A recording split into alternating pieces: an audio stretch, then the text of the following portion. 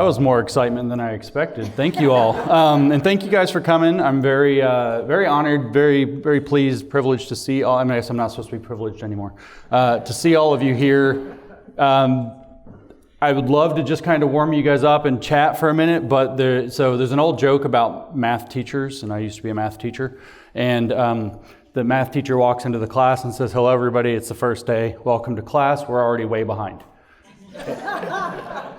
So seriously, though, as I planned this lecture, this series of lectures, this workshop, I thought that I would be able to do this in 4 lectures, and what I realized as I started to plan it is, it turns out communism's had a lot going on for a while. These people don't sleep, they don't rest, they just keep going, and there is a ton of material, and I want to share as much of it with you as I can, so you're about to drink from a fire hose is what I'm telling you. I worked it out. I think to actually cover this material the way I wish I could for you, that we would need 9 lectures, not 4.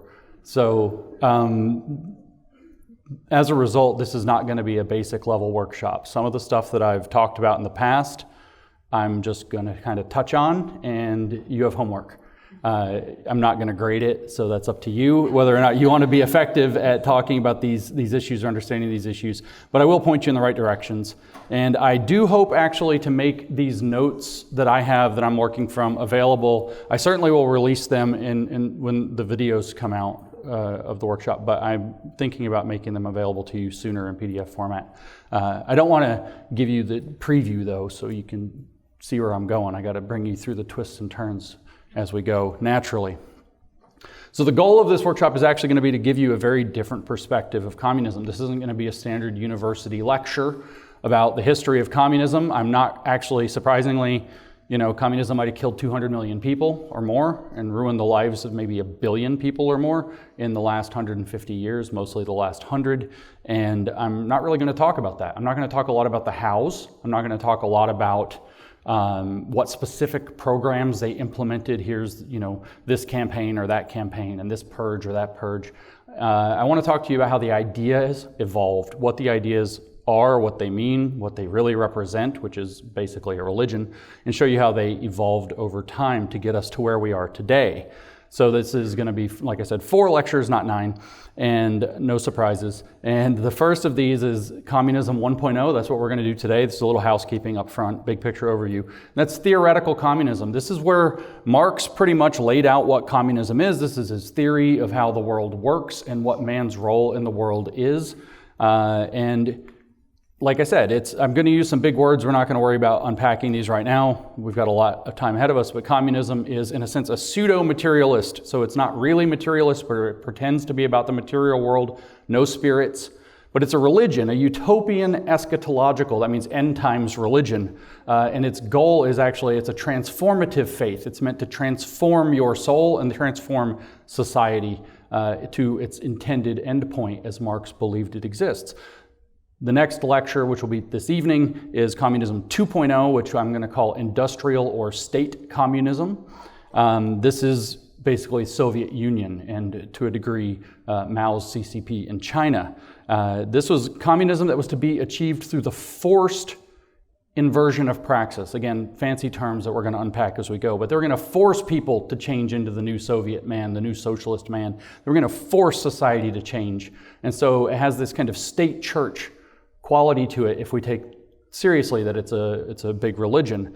Meanwhile, while that's developing in the East, meaning Russia primarily, but also China eventually, we had a trend of Marxism here in the West, in Europe, but also in America very significantly, and in Canada, that's broadly called Western Marxism. If we throw in South America and Central America and other parts of the colonized world, it's also called liberationism.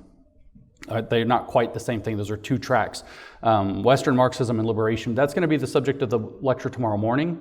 That's going to be our critical theory lecture. But this is really communism starting out mostly as a social phenomenon and then actually becoming a very personal transformative faith or a personal transforming religion for the people. And then the last lecture is really the point of organizing this entire workshop. I want to communicate to you what I'm calling Communism 3.0, which is corporate communism, which is seeming to be an oxymoron. How in the world is it that the biggest corporations in the world, most of the Fortune 1000 companies in the world, are the ones perpetrating communism on us, when Marx obviously wasn't a big fan of big corporations. How can that be? Is it communist? Is it fascist? Well, we're going to sort out what's really going on there. But it's communism implemented through the so-called public-private partnership. It's not a public sector or a private sector phenomenon. There's a new single sector, a beast, that is the public-private sector with a hyphen. And I'm going to call that what Marx referred to as the riddle of history solved. And we'll talk about that tomorrow afternoon. And like I said, the point here is to talk about how the ideas of communism evolve through time. We're not going to talk a whole lot about too much of the specific historical implementation. So if you're hoping for a detailed history of what happened in the Soviet Union, I recommend you go find a good book about that and read it. That's not what I'm here to do. I want to talk about the theoretical framework, but you've already probably picked up, since I've used the word a dozen or two times, that we're going to talk about this as a faith. This is going to be presented as a kind of religion, but we have to answer the question, which is the question of our time, and that question is, how in the world did communism get into the corporations? And so that's really my big picture structure. The short answer to that is that it's all designed as a religion to seize the means of the production of man. It's not the means of production of steel. It's the means of production of man, our souls, so that they can take control of and direct literally the future evolution of man. And I mean that word very literally, back to, so we're going to evolve back to what we really are, which is our true socialist or communistic state, which will enable us to live in a utopia. In other words, the goal of communism is allow us to build and enter Eden on our own terms in outright defiance of God. And that's, I think, extremely consistent with the way that Marx laid things out. So we have to understand communism at its operating system level, its root. You know, Kamala Harris says we're going to get to the root causes, which is a Marxist phrase. We're going to talk a lot. There are going to be a lot of Kamala references here because Kamala Harris is a communist. And it's about time we have that conversation, and I want to thank Madam Vice President. Thank you for allowing America to finally have this conversation. It's way overdue.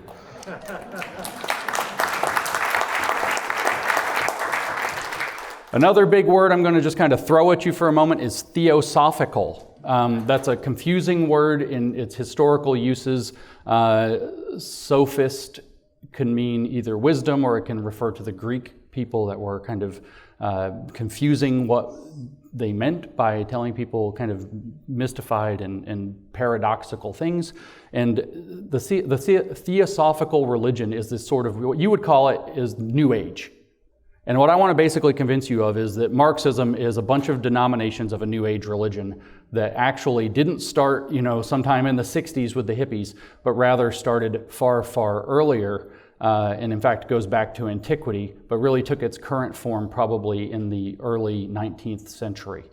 So 250 years of a current of New Age belief that we've mistook for philosophy and social theory and economics.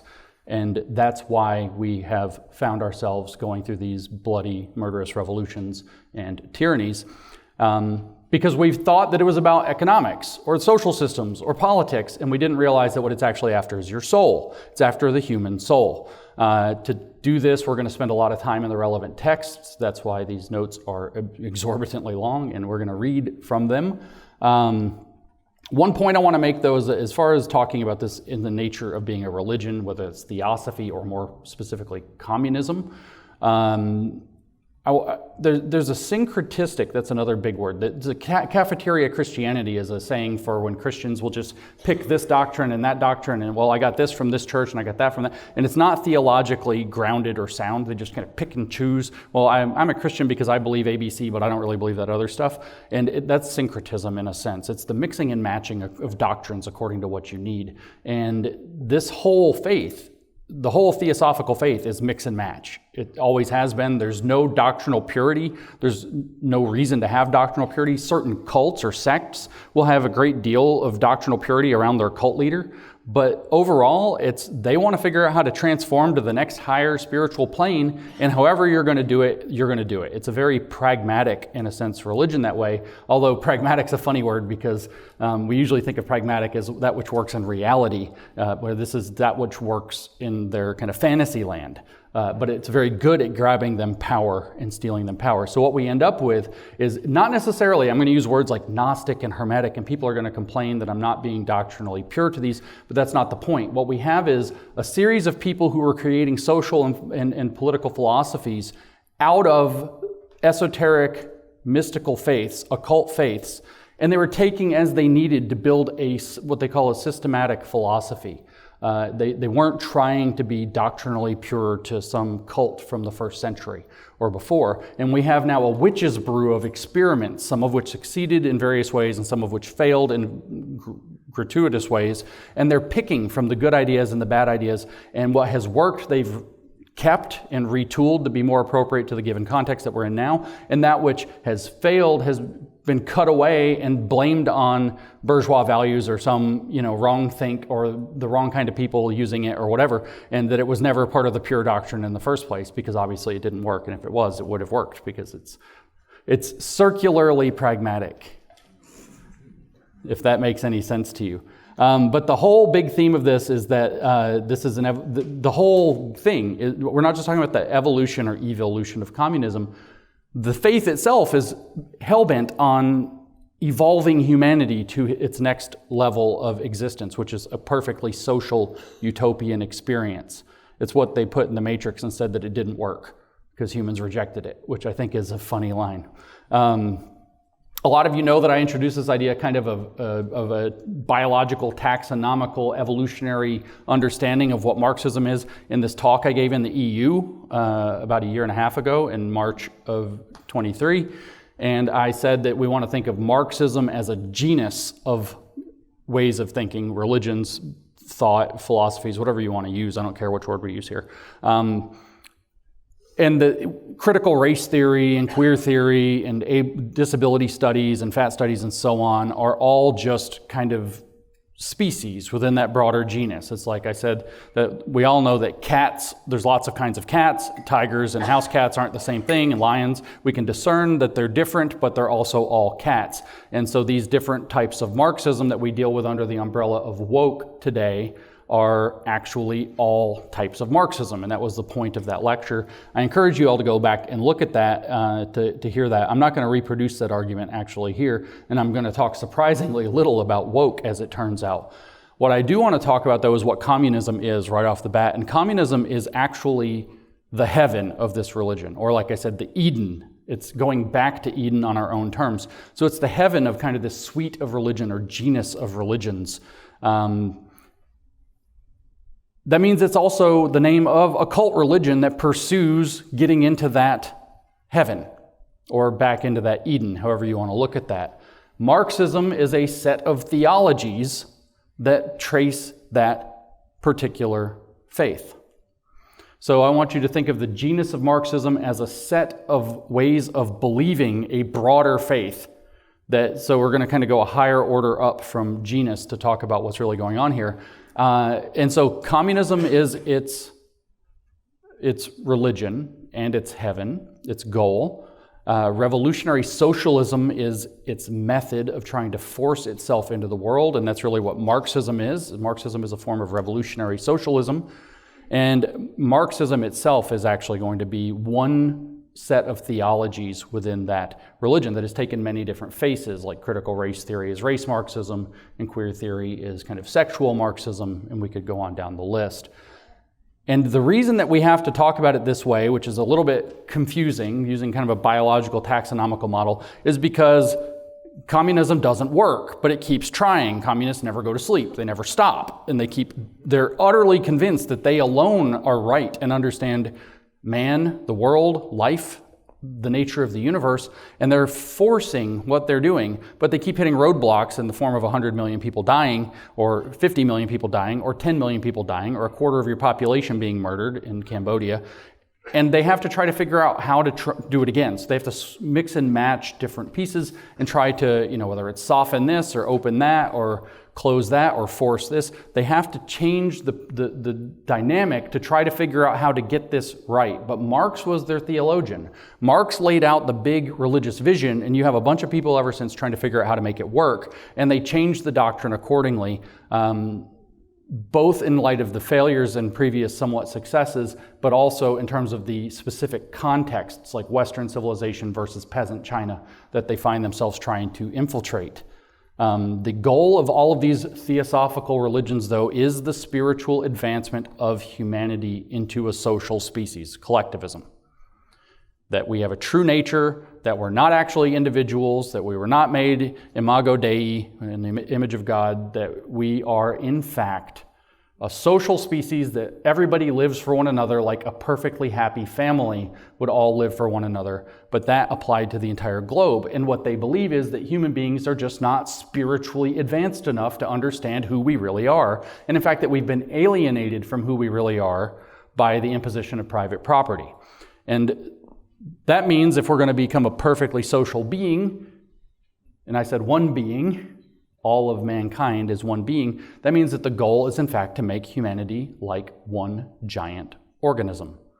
And you're a cell in that organism, and our institutions are like organs in a giant single planetary organism.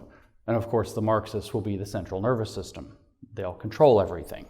And so I'm going to read to you from a crackpot named Robert Mueller.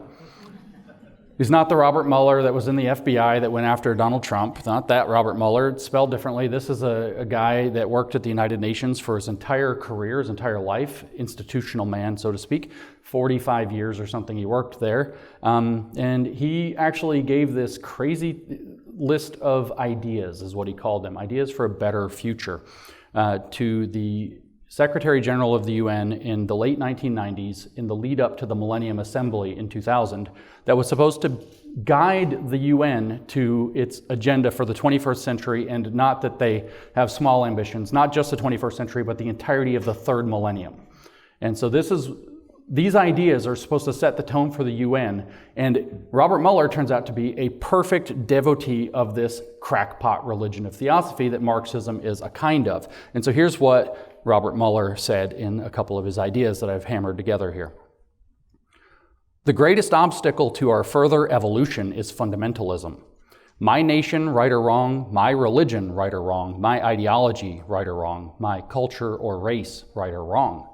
At a time when the whole human species is in the midst of transformation, of teaching and learning from each other in thousands of ways and communities, from the top of the world, the United Nations, the biggest teaching learning society on earth, see, they're the top of the world, guys, down to the family. Competition and survival of the fittest, as Darwin thought, can no longer be the rule of human society. This phase of evolution had its role. The new evolutionary law is one of cooperation, of harmony achieved through learning and teaching from each other, and the birth of humanity as a meta-organism of evolution in which every human being is a cooperating unit or cell in a new global species, henceforth in charge of the future fate of our common home, the earth, and all life forms on it. So when James was saying, wow, they treat you like you're a single organism, that's crazy talk. No, really, that's exactly what they think, and there it was in their own words.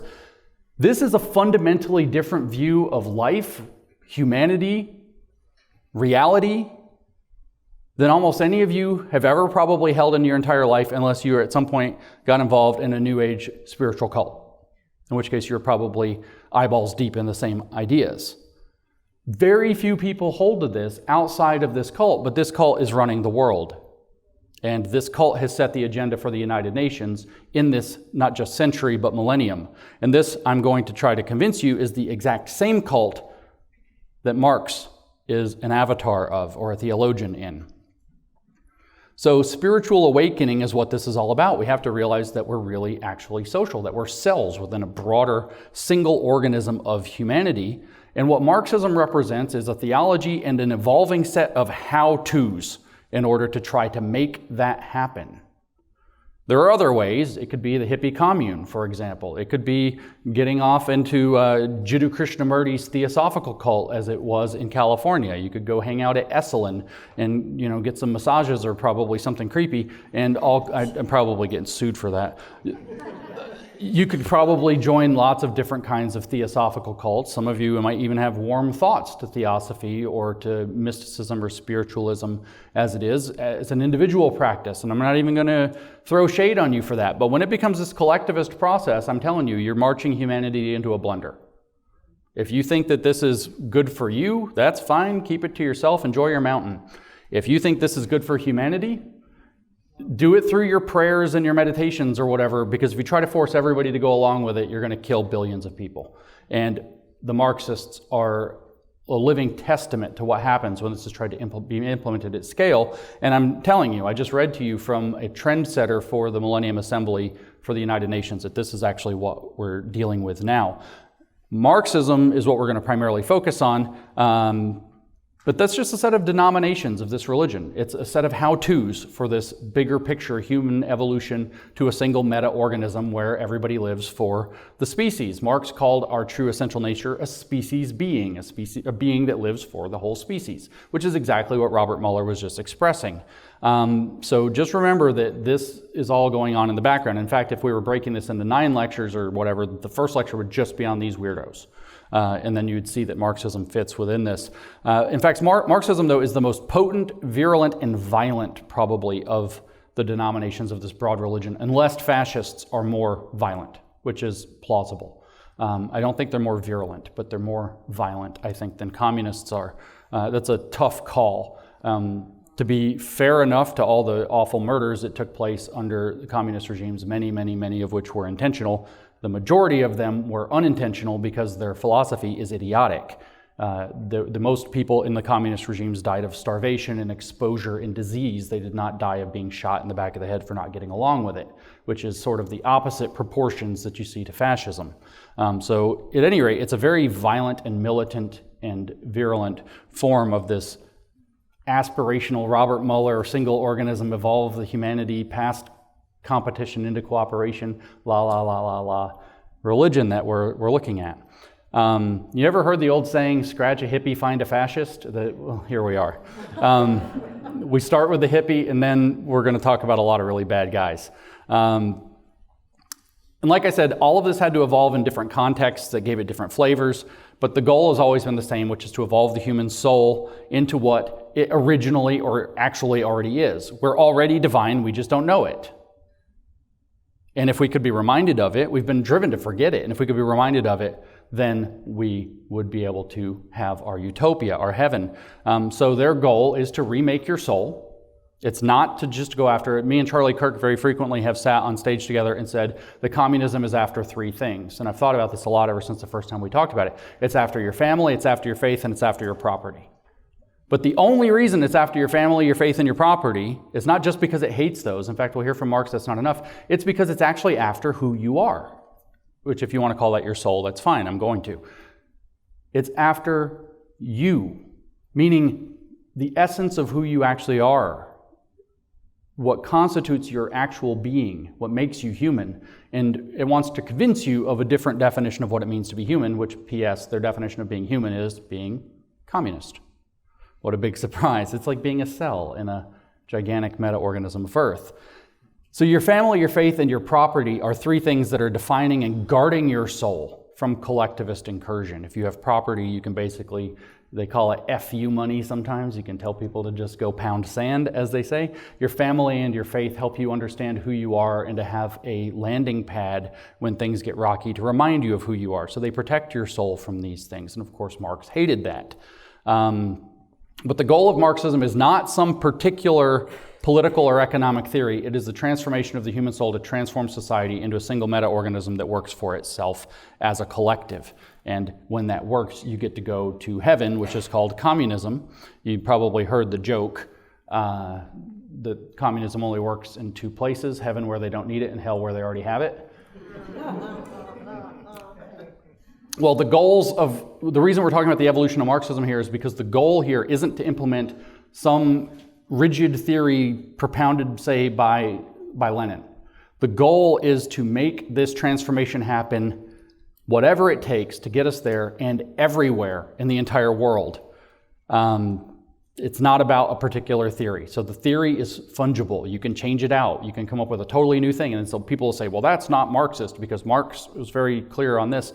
And then they'll write pages and pages and pages about how what Marx really meant was actually this, and everybody just implemented it wrong, and now you've got a whole new thing. And this is the typical means of how they lie to continue to chase their goal. Because Marxism wants to take over the world to make us into a single species being, as it is said. In other words, people that will pay Karl Marx's bills so he can write theory all day and screw off. That's literally what the motivation was. Like I said, my talk in the EU, I said you should think of Marxism, therefore, as a genus within this broader religion. If you use economics as the dividing line for humanity, you get classical Marxism. If you use race as the dividing line, the stratification line, you get critical race theory or race Marxism. If you use sexuality and gender, you get queer theory. If you use sex, you get radical feminism. If you use ethnicity and national origin, you get post-colonialism. If you use knowledge, you get critical pedagogy. If you use meaning making, you get postmodernism. And if you use anything else, ability status, fat status, whatever, you name it, we can make up a new Marxist theory tomorrow. We just have to pick a way to stratify the room. Who's ever been to an amusement park? It could be anything.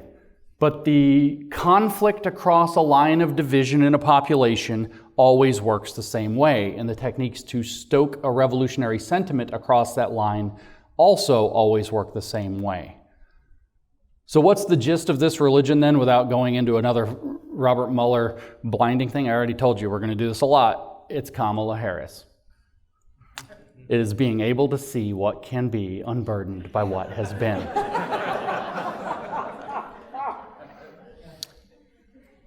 I could actually make this 10 lectures instead of 9 by doing an entire lecture just on the examples that I'm aware of off the top of my head from Marxist literature of where Kamala Harris's most famous utterance turns out to show up in, slightly different, less Valley girl speak.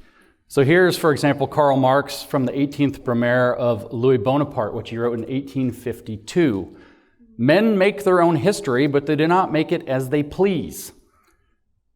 They do not make it under self-selected circumstances, but under circumstances existing already, given and transmitted from the past.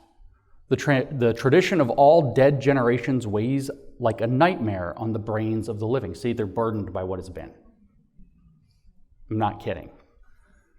And just as they seem to be occupied with revolutionizing themselves and things, creating something that did not exist before, precisely in such epochs of revolutionary crisis, they anxiously conjure up the spirits of the past to their service, borrowing from them names, battle slogans, and costumes in order to present this new scene in world history in time-honored disguise and borrowed language. So he says, well, people are going to make history, so they call upon the past. But his point is, obviously, if they call upon the past, they're going to remake the past, right? He says the awakening of the dead in those revolutions serve the purpose of glorifying the new struggles, not of parodying the old, of magnifying the given task in the imagination, not recoiling from its solution in reality, of finding once more the spirit of revolution, not making its ghosts walk again. And then he has a little bit of jibber-jabber, and however, the social revolution of the 19th century cannot take its poetry from the past, but only from the future. So he's going to give us the politics of our future past or past future or something like that. That was a knife in somebody's ribs. It cannot begin with itself before it has stripped away all superstition about the past. It has to unburden from what has been, but it has to also be able to see what can be, which is in the future, not in the past, right? The social revolution of the 19th century cannot take its poetry from the past, but only from the future, able to see what can be. It cannot begin with itself before it has stripped away all superstition about the past, unburdened by what has been. The former revolutions required recollections of past world history in order to smother their own content. The revolution of the 19th century, that's the communist, by the way, is what he's talking about there, in code. They don't want you to know all the time what they're talking about. Must let the dead bury their dead in order to arrive at its own content. There the phrase went beyond the content. Here the content goes beyond the phrase. So we have to be able to see what can be unburdened by what has been. It's literally the heartbeat of this religion. Whether it's the theosophical silly version of it, or whether it's that Marianne Williamson would be a politician that does that, or if it's this deadly serious Marxist version that Kamala Harris is jibber-jabbering about every time she gets on stage. They want to tell the story of history from its end point, which they believe that they know. Imagine believing that you know how all of history is supposed to work out, and how everybody is supposed to be by the end of history, and that you're going to make sure that they get there. You're going to be the shepherds of taking them to the history that they were supposed to have, that they're too stupid and too selfish and too morally deficient and too crazy to be able to achieve for themselves. But all we're seeing again and again here is being able to see what can be unburdened by what has been. You see, Kamala Harris had to get it ready for the 17-year-old on TikTok crowd, but it's the same exact sentiment.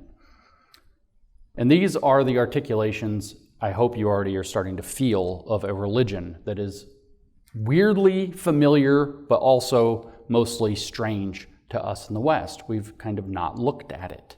We pretend it's just silly, spiritual people. We don't realize that it's deadly serious, and that Marx put forth the most vicious and violent articulation of that religion in the attempt to force it to come into being that's ever been. And it's cost, like I said, damages to billions of lives and at least 100 million deaths that were completely unnecessary, usually in very ugly ways. But this religion has such peculiar views that it's almost impossible to believe that anybody believes it. There are lots of names for different aspects of this religion, or for this religion overall, or we could attach to it. None of them are adequate. All of them will get some dork on the internet saying we're wrong. It doesn't really matter.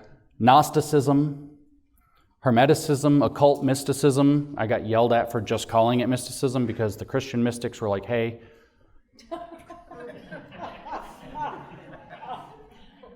This isn't whiskey, but. Esotericism is another way you could call it. Theosophy, New Age. New Thought is actually a very specific designation. You think you haven't heard of New Thought, maybe, as a big religious movement. It sounds like that's too stupid to be a religion. It's what Oprah Winfrey put on TV for 35 years. She mainlined it into our culture so that we would be soft to it. There are lots of reasons, like I said, to quibble with any and all of these terms. We're not getting into that. The Hydra has many heads. Who cares what we call it? It's this awful religion. I'm going to use the word theosophy, and people can get mad about it on the internet, and we were going to move forward while they're angry and spinning their wheels.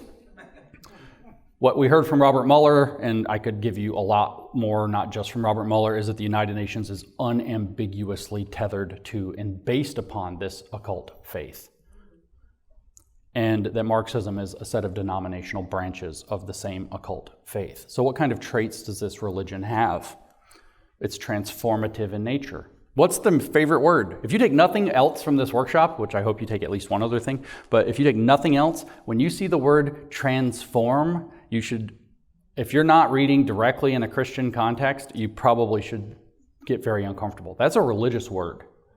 That is a religious word. They're going to transform the school. They're going to transform society. They're going to transform America. Was it that Obama said we're going to have a fundamental transformation of America? These religions are transformative in nature. They follow the logic of the circle, which I've already primed you to believe. So when you have a circle plus transformational, so you're going to progress by transforming around a circle, which means you're going to end up transforming back to where you began.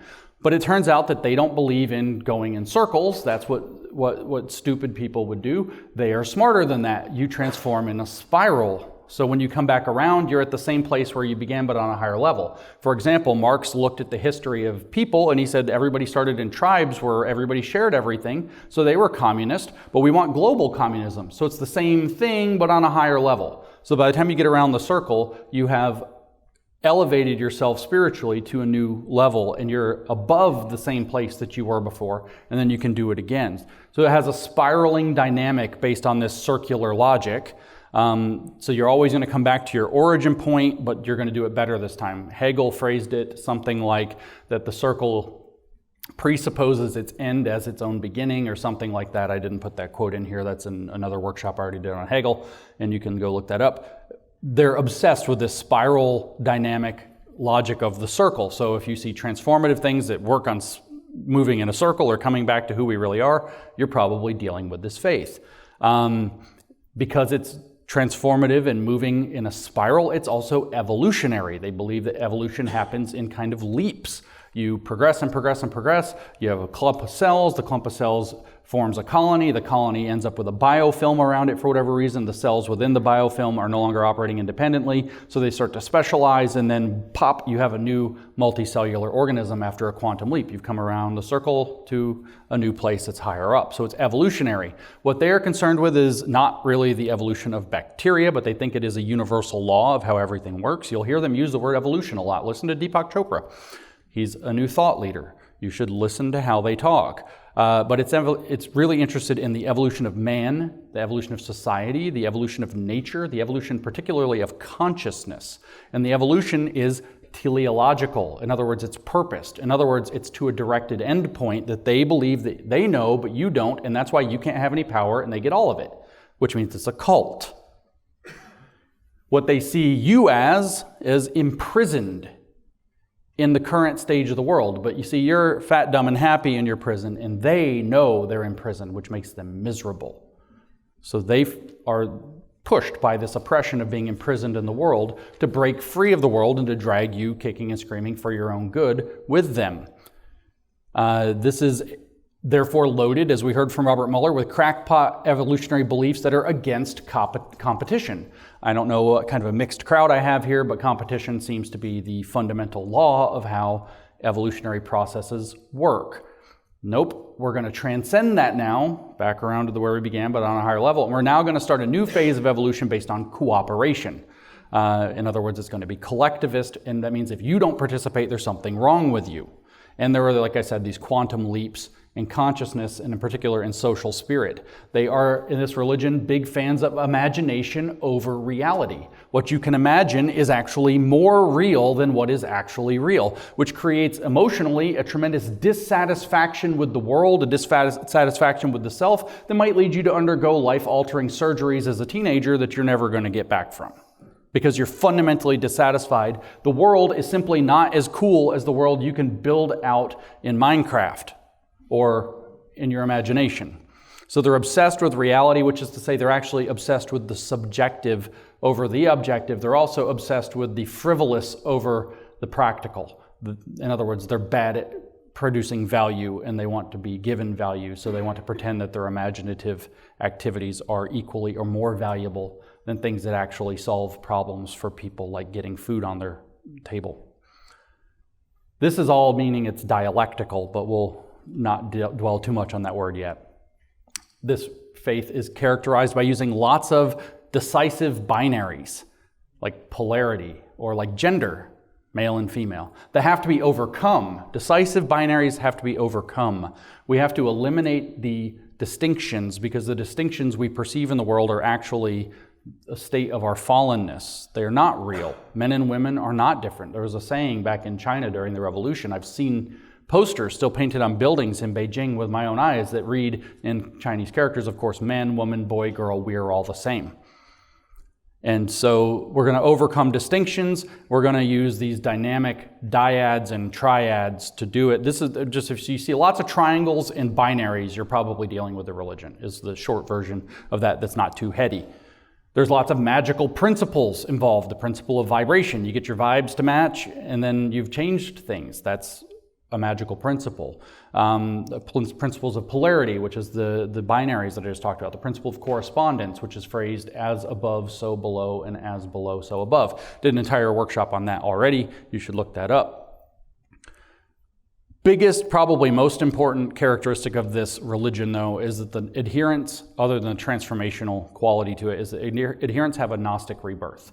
They wake up. They become woke. They undergo what you might refer to as a qualitative change. So they are a transformed being who now understands the true nature of who we are, or at least understands it on a higher level, not constrained by our previous historical conditions that weigh on the brains of the living like a nightmare. In other words, they are able to see what can be unburdened by what has been.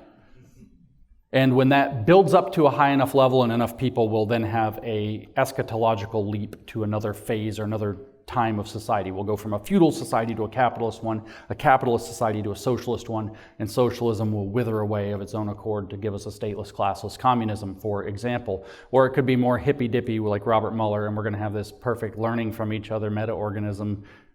Everybody's plugged into the matrix or whatever this guy was all about. There's actually a name for this. I've given all those funny names before. This philosophy, or theological philosophy, if you want to call it, is called cosmological monism. Monism is that there's just one thing in the universe, but it appears in lots of different ways. And so you have to see through, everything is an avatar of the one thing. It's basically what Hinduism is. Hinduism is a monistic religion. Cosmological monism is the idea that everything in the entire universe is actually aspects of a one single undifferentiated all, and that the appearance of difference is therefore an illusion that prevents us from seeing the God that is in everything, everywhere, all the time. Humanity's role in this religion, therefore, all religions are based off of having a comprehensive system of belief and practice that gives fundamental answers to questions about the world and man's role in it, such that it gives rise to duties of conscience. So you've got to do something with it. And so humanity has a role in all of the various versions of this religion, from Robert Mueller's hippy-dippy UN stuff down to Marx's very diabolical and Lenin's murderous regimes, which is to understand the truth of who we really are and drive the evolution of humanity and reality back to itself and back to what it was always supposed to be by removing the false distinctions. And that will actualize God or heaven or Eden or whatever, which the philosopher Eric Vogelin referred to as immanentizing the eschaton, which is a phrase that's become quite popular lately. Like I said, just a quick note, there are going to be people who are going to lose their collective, I don't swear in workshops, over the fact that I've blended together a lot of things that are technically different. And if you go read, for example, about Gnosticism and Hermeticism, you'll see that they're fundamentally different. They have very different, actually, mythologies. They have different presuppositions. They have a different mode of orientation with regard to how the universe is. One's much more pessimistic, Gnosticism, than Hermeticism is much more optimistic. They're not the same thing. I'm not saying that they're the same thing. So when I say something like that Marxism is Gnostic and Hermetic, what I'm actually saying is that it has drawn from Gnosticism and Hermeticism to its purposes of achieving its goals in a very ad hoc, a very two-purpose way. It doesn't care what it takes to make itself right. Its goal is to make itself right and in absolute power. It doesn't really matter all of these details that are going to bother scholars. Like, how good have the scholars done at protecting us from this, by the way? Not so good. Not so good. Really bad job. I'd fire him. Now, the point is that you would say, well, how in the world do you have all this hippy-dippy New Age stuff that you think of as being since the 60s, the hippies in the 60s? How did Marx have that in 1840? Well, it turns out Marx had all this architecture to him, kind of in a much more undiluted and less silly form.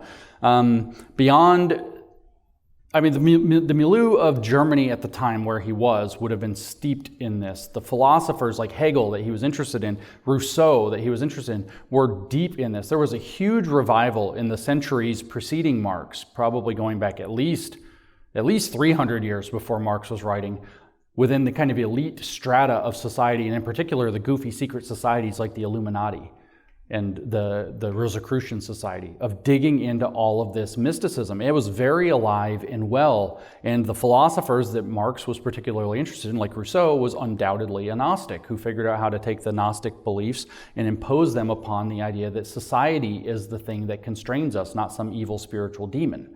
And so beyond the Gnosticism of Rousseau and the esotericism of the secret societies that Marx was a member of, literally a member of, aside from the fact that he would have had it there, he also got it from Hegel. Hegel was his patron philosopher. He rejected a lot of things Hegel said, or he said he inverted a lot of things Hegel did, but he adopted his basic fundamental architecture, some of which he turned upside down, some of which he didn't turn upside down, some of which he just kind of tweaked to his own purposes, and Hegel was a wizard.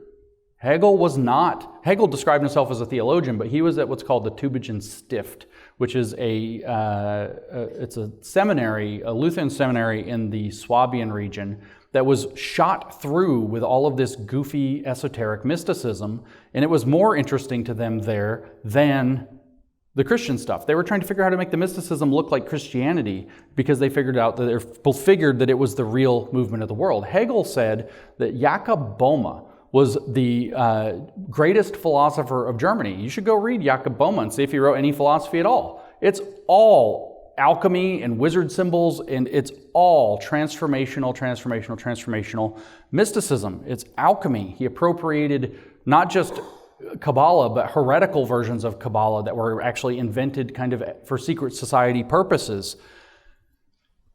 Can you repeat that about Hegel, please? All of it? Most of it? The Cliff Notes. That was the Cliff Notes. So Hegel was a wizard. That's the Cliff Notes. Hegel believed that oh my God, how do I do this? Gave a 6-hour lecture on this. Great. I couldn't get to my notes quickly. I got you. Okay, so Hegel was a student of the Tübingen Stift, which T-U with an umlaut, B-I-N-G-I-E-N, or so, I don't know, what is it? T-U-B-I-N-G-E-N, yeah, Stift, S-T-I-F-T, Tübingen Stift. By the way, I'm going to give you all my notes later, so you don't have to write as much as you can. You don't have to keep up with me. Oh, good. Okay. All right. So he was a student at the Stift. The Stift was using esoteric mysticism and secret society nonsense in order to try to figure out how to create a philosophy of transformation of society to create the perfect Christian expression, but also the perfect government. Hegel was an outright statist. He believed that the state was in fact the manifestation of God on earth, because it's the manifestation of human power on earth, which is the closest that we get to have to God. And our job is to understand the contradictions of the world, what he called the difference between the theoretical idea and the practical idea, until we remove all distinction between those two things. No more contradictions left, no distinctions at all, at which point it will manifest as the absolute idea, which is the only true reality, in other words, which is God, which will then become immanent. So this guy was a wizard using Christian motifs to speak transformational alchemical concepts. And Marx adopted his entire dialectical process and called it dialectical materialism. So the point was just that Marx had all this weirdo theosophy available to him.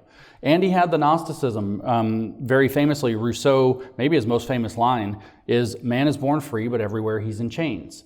That's a Gnostic sentiment, because what is Gnosticism? Gnosticism is the belief that we're in prison, that a demon has constructed the world to imprison us, to keep us from our true nature, which is that we actually are gods ourselves.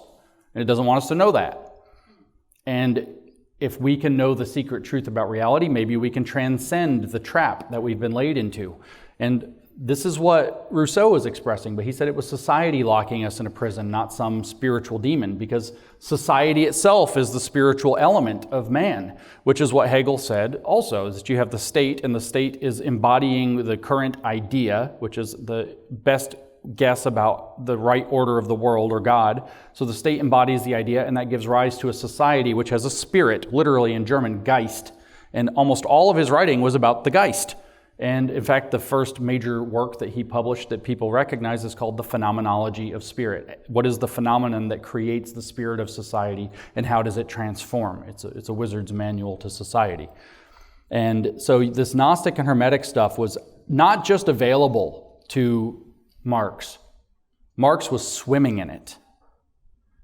And he packaged it through Hegel's, what I call theosophical statism. He has this mystical, theosophical religion that he's pretending is Christian, and he makes it statist, which I said already. The saying, the quote is, "The state is the divine idea as it exists on earth." And so the state is venerated as an image of God. Not you, not individuals. The state is the image of God. And Marx imported all of this architecture. I've called this in the past, and you have about 6 2-hour lectures you can look up on that, sociological Gnosticism or social Gnosticism. I also called it dialectical leftism. We don't have good names for this because these liars have never let us pin down a name, because every name you give them, they say, no, it's not that. You're wrong. Like Elon Musk just called out Kamala Harris and said she's definitely a communist, and they've written an article already saying Elon Musk doesn't know what communism is. Oh no, it has some corporate aspects, so it's not communism. That's the point of this workshop, is to dispel that objection that communism is a moving object. It's a self-transforming thing so that it can transform society. Now with this goofy religion, notice we haven't even really got to Marx yet, there are other major branches and denominations than Marxism and Robert Muller. There's Helena Blavatsky, who founded in the 1870s the Theosophical Society in London. She wrote a book, which I've read about a third of because, oh my God, called The Secret Doctrine. You can tell by the title, The Secret Doctrine, that it's full of crazy stuff. It also happens to be where the idea of the swastika was brought to the West. It also happens to be the place where the concept of the Aryan race as the people who are to move history forward is brought to the West. And if you're thinking, wow, that sounds kind of like Hitler, guess what Hitler read? The Secret Doctrine. And his race ideology was based off of that. She had a number of students, not just people who read some of her work like Adolf Hitler, namely Annie Besant, who is a Fabian socialist, which is more affectionately known by George Orwell as INGSOC, English Socialism. Margaret Sanger, the founder of Planned Parenthood, was in this cult. Isn't it weird how all these things that we're having to deal with now, the Fabians, Planned Parenthood, like they're tied in with this all weirdly, but hey, look, they're all part of the same big religion in reality. I know a woman a lot of people have not yet heard of, unless they listen maybe to me and a few others, Alice A. Bailey, who was tied pretty deeply into Freemasonry. Lots of people were involved in this secret doctrine theosophical cult of Helena Blavatsky. Planned Parenthood, what's that about? It's using birth control, abortion, and eugenics to approximate spiritual transformation or spiritual evolution of man, just using the exoteric methods of saying, well, you know, you're poor, so probably you're not a high-quality soul, so you shouldn't have a baby. It's really gross when you find out what it really is. It's way worse than what people think it really is. Alice Bailey coined an idea called the science of right human relations. I think we call it sustainability and inclusion today. She published her ideas in openly occult books. Openly. That was like a good word for her. She uses the word hundreds of times in these books, all the time. Openly occult books under the brand. She didn't have a publisher. She made her own publishing company with her Freemason husband, and it was called the Lucifer Publishing Company.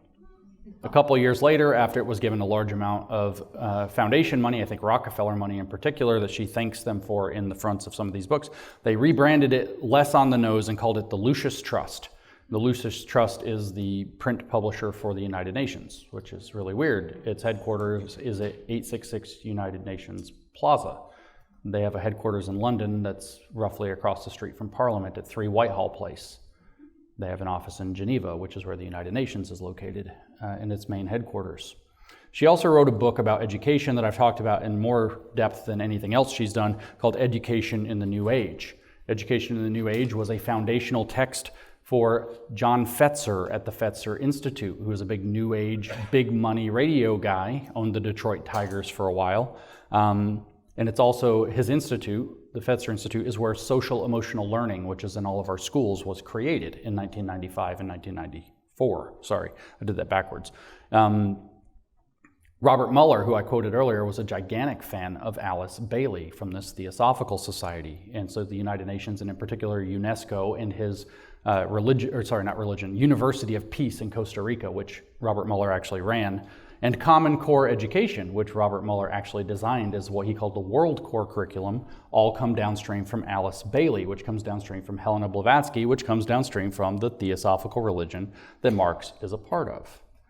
I'm going to talk a little bit more about one more character here, Pierre Teilhard de Chardin, who was a Jesuit priest. How the Catholics didn't kick this guy out for heresy is amazing. He just promised he wouldn't publish any of it, so it all got published after he died. But this guy wrote the most theosophical, heretical stuff in the universe, and a lot of it. So he had a couple of really big ideas. One of them is called the omega point. So history is not spiraling like a flat spiral like a spring. It's spiraling to a point, which is the omega point. God says, I am the alpha, the beginning, and the omega, the end. Oh, that's the end point, capital Omega, the end point of history. That's when we get to the intended point of all of human evolution. And then he said along the way, there are lowercase omega points, which is where we have those spiritual leaps. He had this other idea that's called the noosphere, the sphere of thoughts. And that's actually what binds humanity. We're not like bacteria. We're not going to get a single biofilm around us. We're going to have a thought film around us. And we can all learn to think the same thoughts in the noosphere. And so what's our noosphere? The internet. They think the noosphere is here. They think they can use the noosphere to condition people's thoughts to all think the right things. So we have to stamp out all misinformation, disinformation, and malinformation so everybody thinks the same stuff. But that's just the internet, because later we have the Internet of Things, which is like Alexa in your house, and your refrigerator you couldn't open when CrowdStrike went down. And then later we have the Internet of Bodies, which is when they put chips in you. And when we have little watches that are monitoring our heart rates and talking to each other all the time. And imagine what you could do with a social credit system if we're all connected to one another like a single organism through the internet. And it turns out that these ideas are also at the heart of the United Nations and Robert Mueller and the Rockefellers, who throw a lot of money at these things. Stephen Rockefeller has recently written a number of letters praising Teilhard and his noosphere idea and how important it is to consider that. And Robert Mueller, in his Ideas book, talks about Teilhard a number of times. He is probably the key theosophist, actually, for understanding the moves that are happening in the world today, maybe aside from George Soros, who's another one of these wizards that we're going to have to talk a lot about at some point. So this isn't his most famous book. Teilhard's most famous book is called The Phenomenon of Man, but he has another book that's called The Future of Mankind. The first chapter is titled A Note on Progress, progress with a capital P. This is from the beginning of that. See if it sounds similar to what we've already heard. If we were to find a definitive answer to the question of the entitative, in other words, what makes you an entity, the entitative progress of the universe, we must do so by adopting the least favorable position. That is to say, by envisaging a world whose evolutionary capacity is concentrated upon and confined to the human soul. The question of whether the universe is still developing then becomes a matter of deciding whether the human spirit is still in process of evolution. To this, I reply unhesitatingly. Remember, this is a Jesuit. What's he going to say? Is the soul evolving? Yes, it is. The nature of man is in the full flood of entitative change. In other words, we're changing as an entity. What it means to be human is evolving. But to grasp this, it is necessary, A, not to overlook the biological and morphogenic value of moral action, and B, to accept the organic nature of individual relationships. We will then see that a vast evolutionary process is in ceaseless operation around us, but that it is situated within the sphere of consciousness and collective consciousness. Same religion, same ideas, deeply embedded in the biggest driving institutions of the world. Like I said, religion comes up in New Thought. It's Oprah Winfrey. They call themselves evolutionary leaders. She platformed every single one of them on daytime TV over the course of her career, some of them more than 30 times. A lot of these characters who go on and talk about spiritual hippy-dippy stuff that are big Oprah Winfrey characters were brought to you by the fact that somebody wanted the New Thought religion to be presented to the world on daytime TV to a lot of wine moms without anybody knowing that that's what they were learning. Mothers, in fact, of daughters in the 1980s and 1990s. And why are the women so left?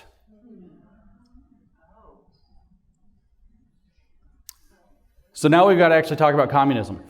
Communism is part of this religion. It evolved out of this religion, and it is evolved as its own kind of genus of beliefs in line with this religion, and we actually are going to, due to the logic of the circle, going to come kind of full circle back to this United Nations hippy-dippy side of it by the time we get to the end of the workshop.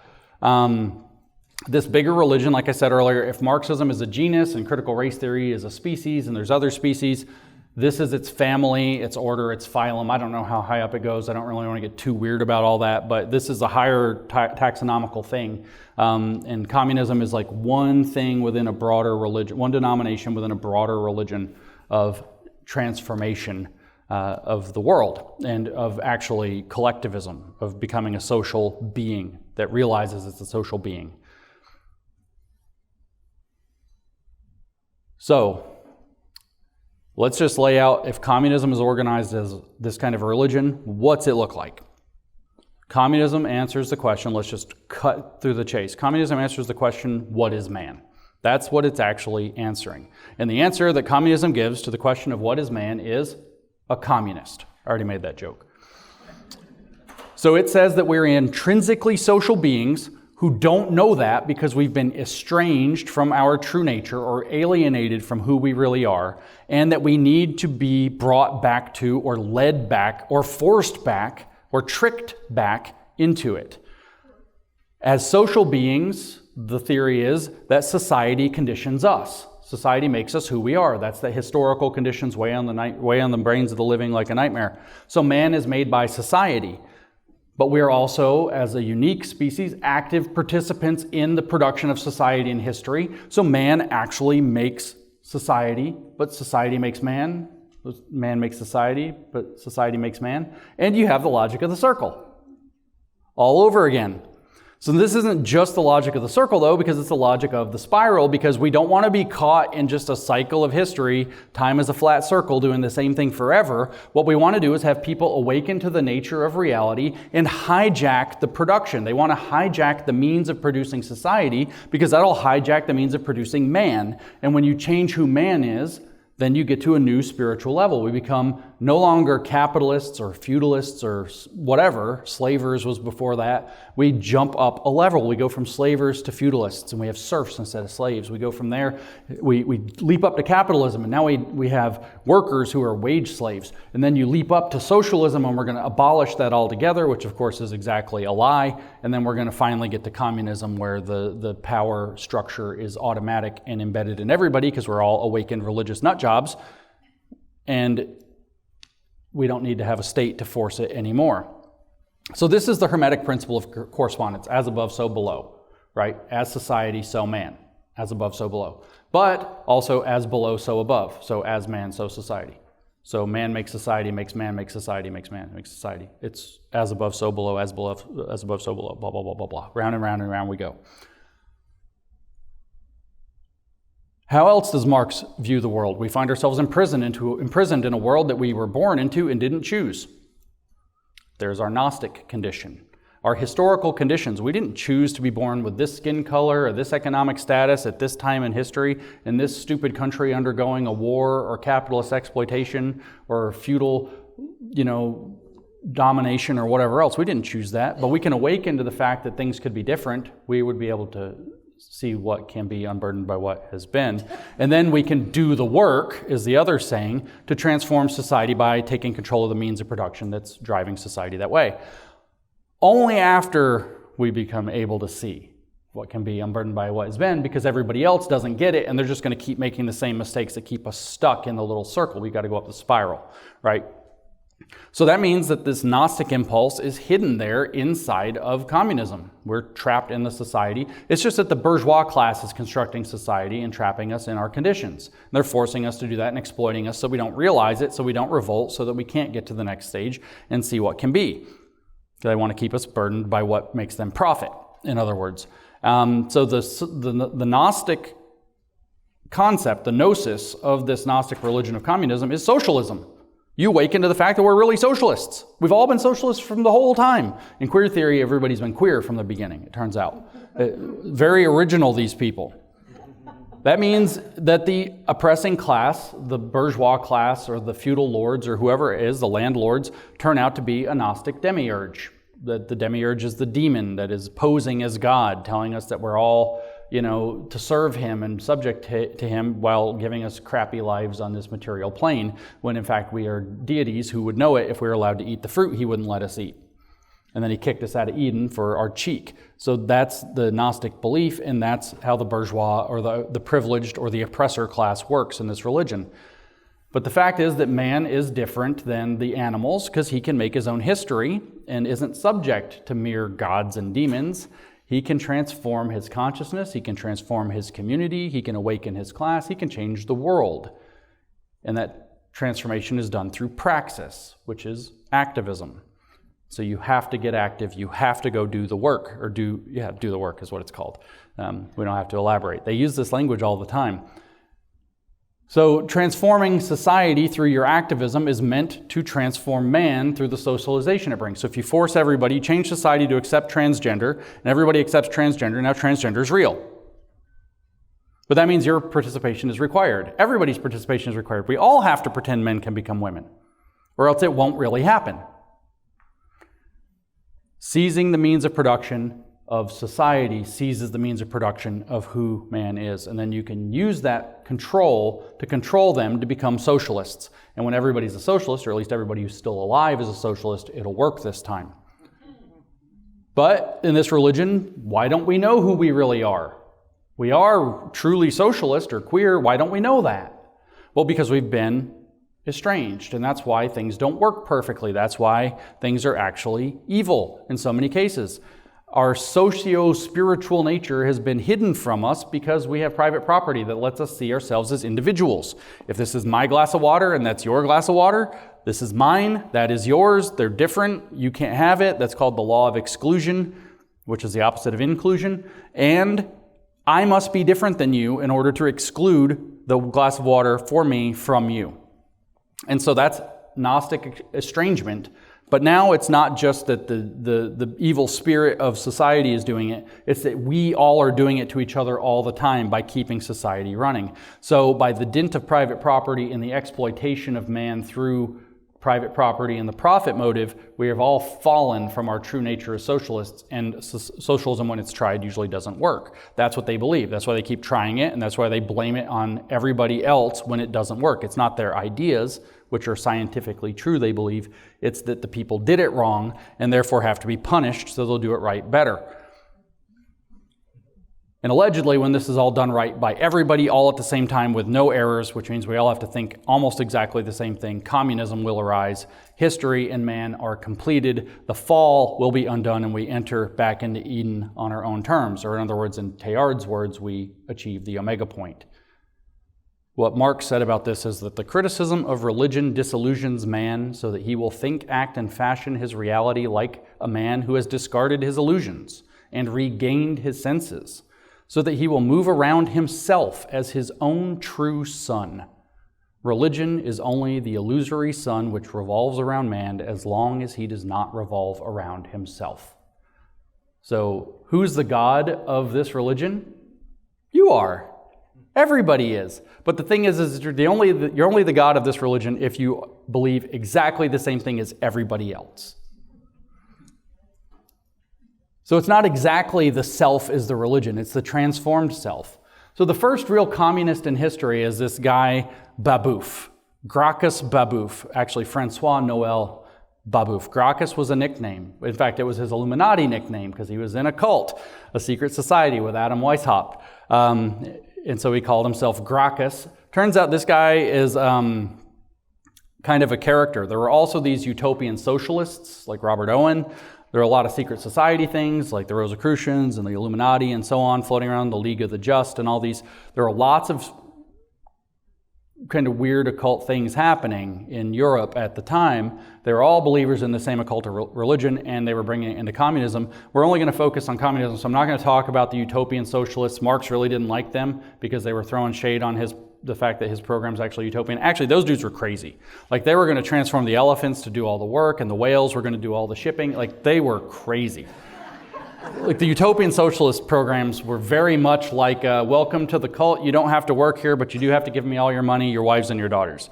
They were pretty whack. It turns out our public education system was designed by them. So Babeuf is named by the Marxists, or by Marx himself actually, as the first communist. What were his beliefs? Anti-private property, pro-radical equality, believed that governments have to be taken down by conspiracies. So he formed this thing called the Conspiracy of Equals in France. He was operative during the French Revolution, and then he was killed in the French Revolution for pushing a line that the French Revolution wasn't radical enough. So when they had the reaction halfway through and started murdering everybody who did the revolution in the first place, they murdered him. What Marx called his form of communism is crude communism, and he's fairly, actually, for Marx, positive about Babeuf, but he's pretty critical of crude communism. What he calls crude communism is basically the hatred of private property.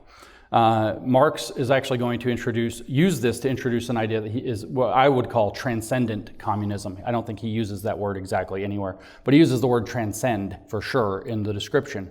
Babeuf, though, grew up dirt poor, and this was kind of a problem for him. He did a lot of hard labor. He was suffering in his oppression, But in particular, because he was a dirt poor guy, he was excluded from all the things he wanted to do. They wouldn't let him into the cool kids clubs.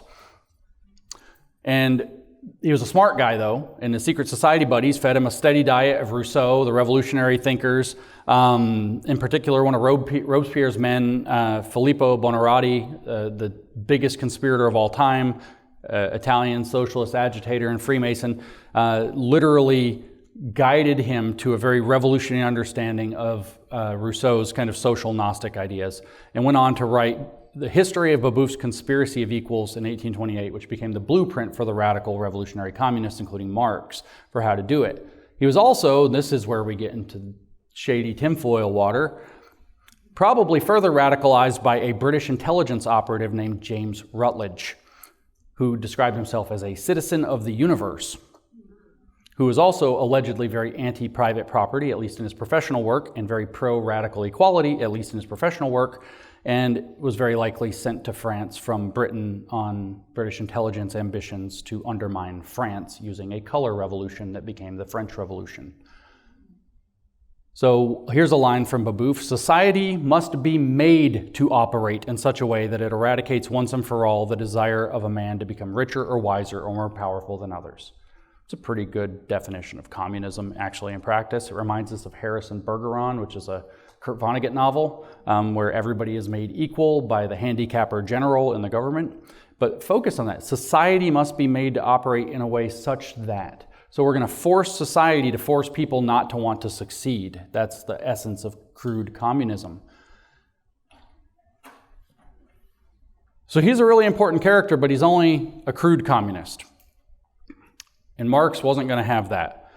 Because crude communism lacks that religious transformative element. He was in the secret societies, Babeuf was, but he wasn't religiously committed. Marx is going to take this higher. That's a Gnostic impulse again. The Gnostics say, hey, that thing you're doing, yeah, that's pretty good, but it's not a very good understanding of it. There's a better one. Come with me, join my cult, give me your wife.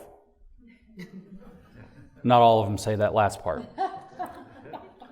We very famously have Marx in the Communist Manifesto in the second chapter saying communism can be summarized in a single sentence: abolish private property.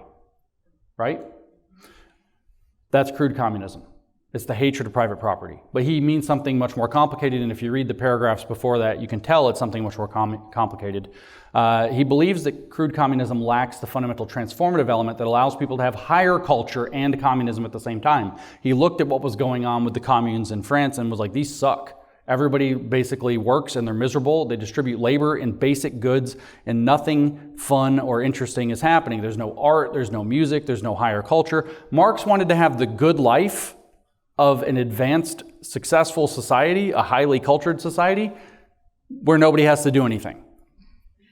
And he wanted to synthesize those two things into a single, well, somebody else has to do all the work is what that actually means.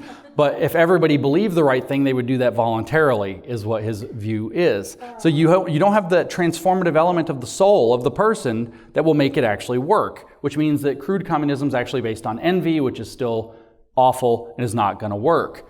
So Marx called it actually crude and thoughtless communism because he would rather people transform themselves into their true social or human nature. He has this really weird, I don't want to take up a lot of time talking about this, comparison. It's kind of elucidating. What is he talking about? He says with the crude communists that it's like if you had a socialist commune and you just made the women all common property. And so what would happen is they all just become prostitutes and misused, and everybody knows that's going to happen wrong. And he's like, no, it's not how it's supposed to be. The way communism is supposed to be, and he's much more difficult to read than this. I cut the whole quote out because no one wants to hear it. What he actually says is that it's like a marriage. Like, so your family is how a communist society should work, but it should be everybody in society is your family. And so it should be that you voluntarily, happily sacrifice for one another, your husband, your wife, or whatever it is. You do that voluntarily. That's the relationship. It shouldn't just be all the women are to be used by all the men in common, because that always turns abusive. Which, in other words, is that Marx was aware that the tragedy of commons is a thing, but he thought if we spiritually advanced ourselves, we won't destroy common property. Which it turns out, if every experiment that the collectivists did in the Soviet Union and in Mao's China show, people destroyed all their own property rather than give it over to the collective. They destroyed everything. In Mao's China, people would break their tools on purpose before they'd give them to the collective farm as it was being collectivized. Because why watch your neighbor wreck your stuff? Couldn't stand it. So it's just better to break it. Kill your own animal and eat it. Trade your good horse for a bad one. So when the state takes it away from you, they only took a crappy one.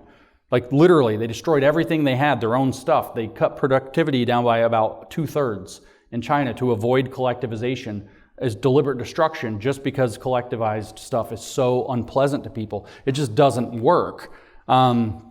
All you're going to get, though, is a lowest common denominator communism if you follow crude communism, is what Marx said. There's no art, music, higher culture. He said, the thought of every piece of, this is Marx, the thought of every piece of private property as such is at least turned against wealthier private property in the form of envy and the urge to reduce things to a common level. So that equity equalizes downward thing. So that this envy and urge even constitute the essence of competition. So people compete at being envious in crude communism. Crude communism is only the culmination of this envy and of this leveling down. In other words, so he knows equity equalizes downward, but he thinks he can beat it by spiritual elevation that proceeds from the preconceived minimum. It has a definite limited standard. How little this annulment of private property is really an appropriation is in fact proved by the abstract negation of the entire world of culture and civilization. See, you get no civilization, no culture, no art, no music, nothing good. The regression to the unnatural simplicity of the poor and crude man who has few needs. So he's talking about Babeuf here. The poor and crude man who has few needs and who has not only failed to go beyond private property, but has not yet even reached it. So it's crude communism is what poor slubs who've never had anything good would want. They just want their basic needs met like animals. So it's the higher culture of rich sons and daughters, sons of bosses, SOBs as they're called sometimes, that actually are pushing for our socialist revolutions because they know what the good life is, and everybody should just magically have the good life, and they're such heroes by pushing for that for everybody. If you could just get everybody to want to share everything all the time, except them, of course. They get exempted. So crude communists are two cores for real communism. Marx requires you to have a Gnostic rebirth. That's what I was saying is the key piece of this weird faith that it's in. Because if you're going to have higher society, you need advanced people. So the way that he phrases this is the first positive, this is Marx in Economic Philosophic Manuscripts from 1844. The first positive annulment of private property, crude communism, is thus merely a manifestation of the vileness of private property, which wants to set itself up as the positive community system. Communism, so on the other hand, as positive transcendence of private property is human self-estrangement, and therefore as the real appropriation of the human essence by and for man. Communism, therefore, is the complete return of man to himself as a social, which is human being. That's the difference. That's what Marx was saying. That's a religious transformation in a theosophical cult. He says, I'm going to skip a little bit of the middle, I've read this a whole bunch. This communism is fully developed naturalism equals humanism, and is fully developed humanism. Humanism was the name for his religion, by the way, as he called it. And as fully developed humanism equals naturalism. It is the genuine resolution of the conflict between man and nature. We call that sustainability today. And between man and man, we call that inclusion today. The true resolution of the strife between existence and essence, between objectification and self-confirmation, between freedom and necessity, between the individual and the species. Communism is the riddle of history solved, and it knows itself to be this solution. That's communism, as Marx actually explained it. Notice, though, that he said that it's about man's return to himself as social, therefore human. So the way he describes that, actually, what I just read to you was from two different paragraphs, and I skipped the middle one. The middle paragraph says, in both forms, democratic and despotic, communism is already aware of being reintegration or return of man to himself, the transcendence of human self-estrangement. We're actually socialists, and we're going home. But since it has not yet grasped the positive essence of private property and just as little the human nature of need, it remains captive to it and infected by it. He's talking about crude communism there. It has indeed grasped its concept, but not its essence. So it has the right idea, but it's missing the spiritual religious element.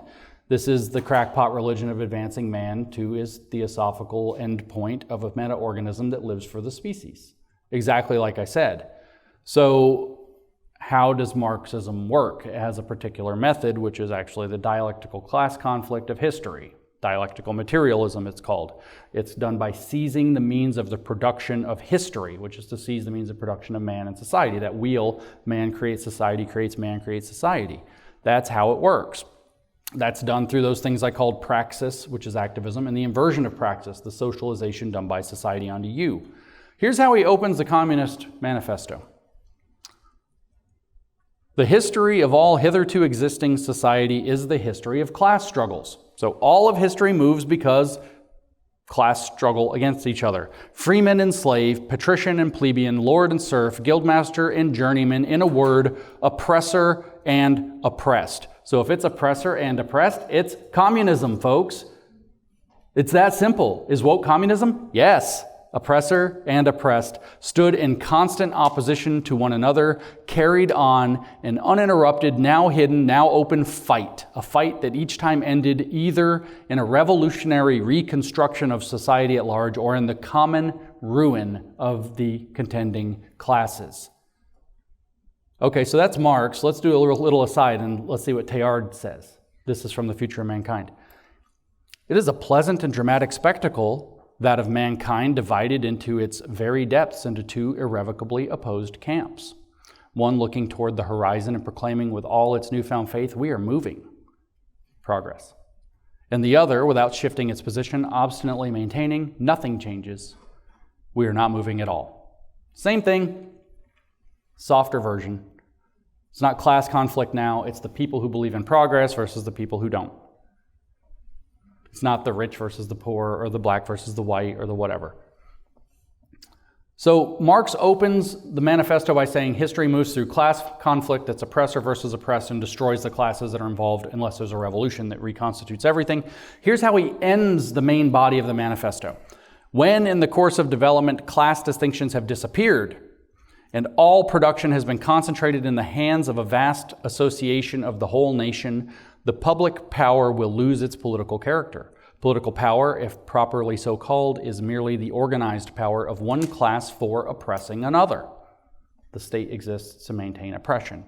If the proletariat, during its contest with the bourgeoisie, is compelled by the force of circumstances to organize itself as a class, if, by means of a revolution, it makes itself the ruling class, and as such sweeps away by force the old conditions of production, unburdened by what has been, then it will, along with these conditions, have swept away the conditions for the existence of class antagonisms and of classes generally, and will thereby have abolished its own supremacy as a class.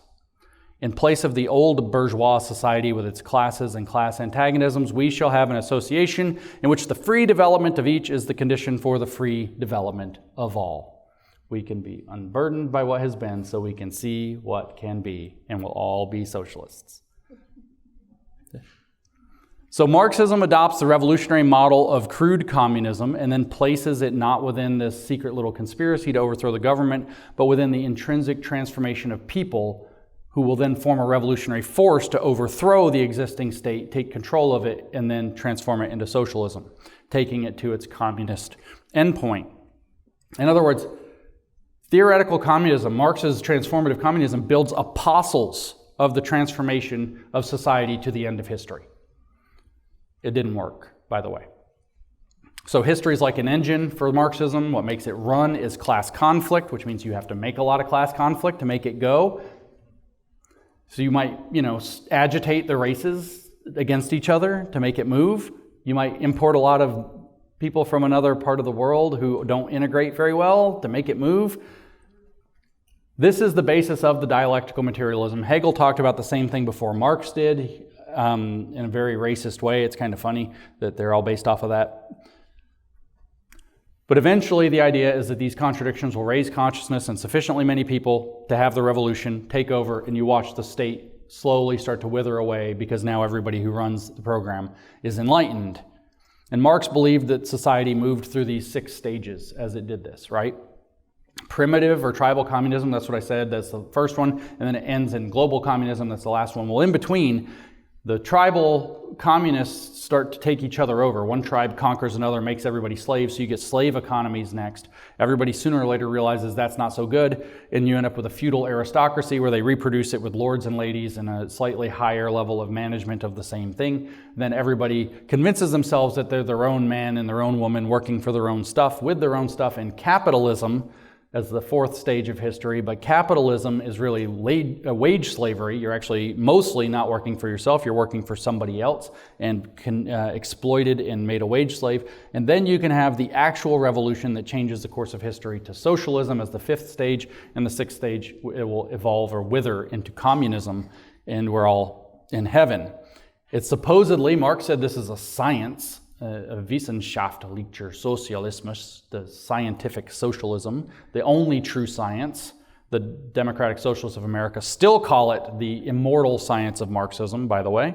They believe the science, like in COVID, the immortal science of Marxism. They really put that on Twitter. But it moves through these stages inexorably. This is just how history progresses. It's just a matter of how quickly it does. So why don't we speed up the process by waking up and getting on with it sooner? The contradictions of each stage and the conditions of each stage lead to the next. You can't start with a bunch of peasants and skip forward to being socialists because, just like Babeuf, you didn't have the stuff to understand what the good life is, so you'll live this crude, junky communism where everybody's miserable. Soviet Union and peasant China stick out under the CCP. But what we are going to do if we follow this process correctly is humanity is going to go from tribal, estranged groups that live in communist splendor with a small group to a global world that operates in communist splendor for everybody and for all by a slowly awakening to our socialist, self-creative, species being true nature, who we really are as socialists. In other words, we could phrase it this way: man, to paraphrase Rousseau, man is born a creative socialist, but everywhere is stuck in his historical conditions. The way that this works, like I said, is that you do praxis, that's your activism, and then when you change society, the society creates a state, and the state enforces its power onto you, and you change as a result, and you get that spiraling logic, like I said. But at the end, the thing is with socialism, because they have the right consciousness, which if we were theosophists, we would call Christ consciousness. What's Christ all about? Christians, self-sacrifice for the liberation of man from bondage.